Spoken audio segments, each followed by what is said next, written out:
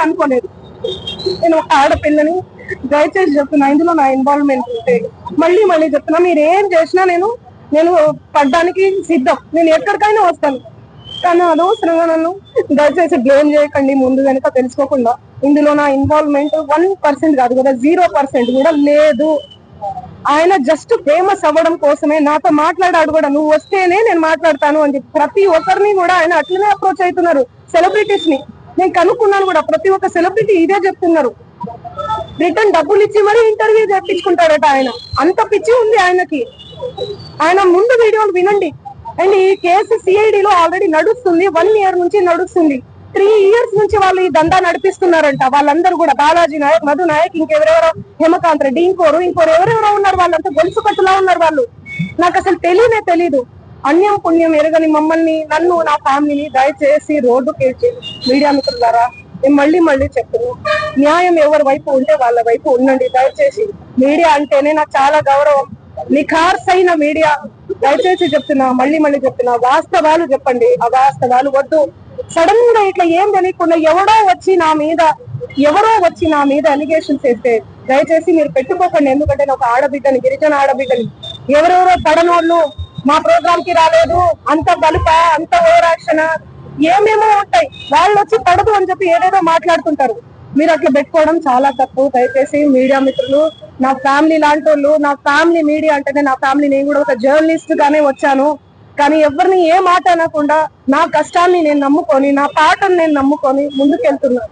నా మీద పార్టీ ముద్ర వేసిన అండి. మీరు కావాలంటే అందరు రండి, మీడియా వాళ్ళందరూ రండి, మా ఇంటికి రండి. గతంలో క్లారిటీ ఇచ్చారు, కోకాపేటలో స్కూలు, హాస్పిటల్, పబ్బు కోసం ఆ కోకాపేటలో స్కూలు, పబ్బు అవన్నీ యాడున్నాయో తెలీదు. ఆ బిజినెస్ మైండే ఉంటే ఎప్పుడో పెట్టేసుకునేదాన్ని. నీ పాటల ప్రపంచంలోనే ఎందుకు బతికేదాన్ని? నాకు పాటలు పాడడం, పాటల ప్రపంచం తప్ప ఏమీ తెలియదండి. నాకు నిజంగా డబ్బు ఆశ ఉంటే లాస్ట్ ఇయర్ ఎన్నికలు 2023 ఇక్కడ, 2023 ఇక్కడ, 2024 అక్కడ జరిగింది. నేను ఏ ఏపీలో గానీ, ఏ తెలంగాణలో గానీ ఎక్కడన్నా కనిపించినా ఎన్నో మనీ ఆఫర్ చేసిర్రు, నాకు కోట్లు ఇస్తామని చెప్పి. అయినా కూడా నేను కనిపించలేదు. ఎందుకంటే నాకు డబ్బు ముఖ్యం కాదండి, వ్యక్తిత్వం చాలా ఇంపార్టెంట్. చాలా నియత్గా, చాలా ఎథిక్స్ తో బతుకుతూ వస్తున్నానండి నేను. నాకేం అవసరం ఉంది చెప్పండి? చేతి నిండా పనులు. మీరు చూడట్లే, నా ఇన్స్టా చూడట్లే, సోషల్ మీడియాలో చూడట్లే. ఒక్క పాట చేస్తే ఎందుకండి ప్రజలు ఇంతగానం ఆశీర్వదిస్తున్నారు? ఎందుకు 100 millions పోతున్నాయి? ఎందుకు మీ అందరు కూడా లైక్ చేస్తున్నారు చెప్పండి? నాకేం అవసరం ఉందండి? వీడియో ఉంది, నా వీడియో ఏడుంది?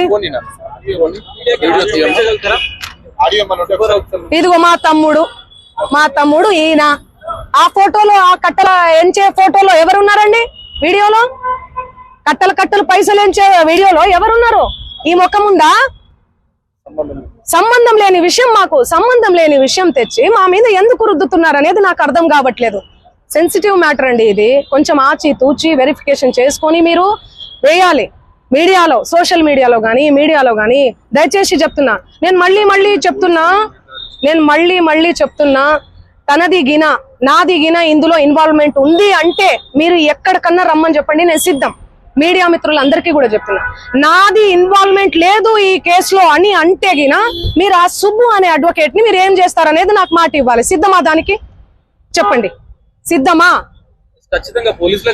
చెప్పండి. మీరు ఇంతగనం నన్ను క్షోభ పెట్టాడు కదా, ఇంతగనం నన్ను హరాస్ చేస్తున్నారు కదా, ఎక్కడ చూడు మంగ్లీ. మంచి విషయాలు ఎక్కడా స్క్రోల్ చేయరు.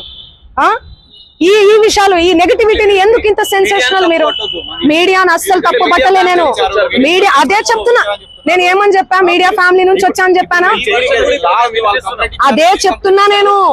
మీ పేరేం పేరు? సాగర్ గారు. నేను అదే చెప్తున్నా, మీడియా ఫ్యామిలీ నుంచి వచ్చాను సాగర్ గారు. ఇన్స్టాగ్రామ్ లో ఆ రీల్స్ అవన్నీ మీ చెల్లి మీదనో, మీ అక్క మీదనో వస్తే మీరు ఎంత బాధపడతారు? నేను అదే చెప్తున్నా. మీడియా నుంచి ఒక్కొక్క మెట్టుకి అది మీరు చెప్పాలి. మీరు ఏమనుకుంటున్నారు దానికి సంబంధం? నాకు తెలియదు అది. ఎందుకంటే నేను మీడియాలో వచ్చి ఇంటర్వ్యూలు ఇస్తలేనను, మరి ఏమో నాకే తెలియదు. ఎందుకంటే నా పని చెప్తుంది, నేను పని చేసుకుంటూ వెళ్తున్నా, నేను పాటలు చేసుకుంటూ. ఆయన అదే చెప్తున్నాను కదండి, బిగ్ బాస్ కోసం, ఫేమస్ కోసం అని చెప్తున్నాం కదా.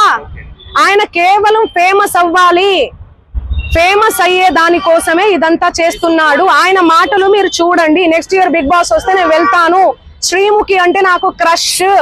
నాతో మాట్లాడేటప్పుడు కూడా మీతో ఫ్రెండ్షిప్ చేసుకుందామంటే మీరేంది ఆరోగంటగా మాట్లాడుతున్నారంటే, అవును కేసు పెడతాము అంటే ఆరోగంటగా మాట్లాడకుండా ఎందుకు మాట్లాడతారండి? నేను తప్పు చేయను దాన్ని. తప్పు చేయని వాళ్ళు ఎవరన్నా మాట్లాడతారు. నేను మీకు వీడియో చూపిస్తాను, ఆగండి, జరిగింది సంభాషణ చూడండి ఎలా మాట్లాడుతున్నాడు, ఎట్లా డిమాండ్ చేస్తున్నాడు చూడండి. ఇంతే సౌండ్ అండి ఇది. యా చూడండి, నువ్వేమన్నా ఆకాశం నుంచి ఊడిపడ్డావా? నడుమంతపు సిరియా ఇదంతా ఇంత వల్గర్ లాంగ్వేజా? మిమ్మల్ని అన్నారా? ఇంత సోకులు ఎందుకు పడతారు మీరు? ఎలా వస్తానండి? నేను అదే చెప్తున్నా, పనులు ఉన్నాయండి, నాకు ప్రోగ్రామ్స్ ఉన్నాయి. కర్ణాటకకు పోయినాను నిన్ననే. నేను శ్రీదత్త యూనివర్సిటీలో కాలేజ్ లో ప్రోగ్రామ్ కూడా చేశాను. మీరు చూడండి,